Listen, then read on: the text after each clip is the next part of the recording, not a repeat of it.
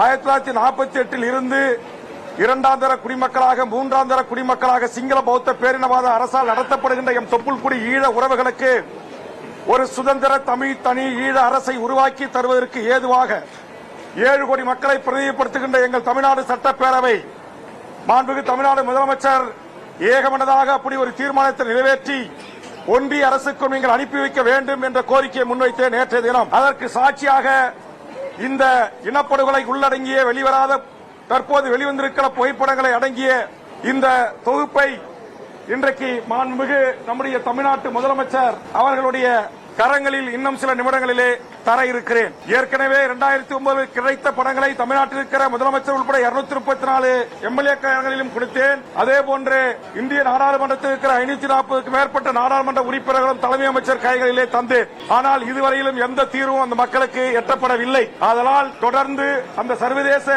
போர் குற்றவாளியாக அவர் அறிவிக்கப்பட்டு சர்வதேச நீதிமன்றத்தில் தண்டிக்கப்படுகின்ற வரையில் உலகம் முழுவதும் வாழ்கின்ற என் தாய் தமிழ் உறவுகள் நம் கண் முன்னாலே அழிந்த எம் தொப்புள்குடி உறவுகளுக்கு உரிய நீதியை பெற்றுத் தருவதற்கு என் உலக தமிழ் சமூகமும் உலக மனித உரிமை செயல்பாட்டாளர்களும் தோள் கொடுக்க வேண்டும், துணை நிற்க வேண்டும் என்ற வேண்டுகோளை முன்வைத்திருக்கிறேன். அந்த அடிப்படையில் தான் நம்முடைய தமிழக அரசுக்கும் தமிழக சட்டப்பேரவைக்கும் இந்த கோரிக்கையை நான் முன்வைத்திருக்கிறேன்.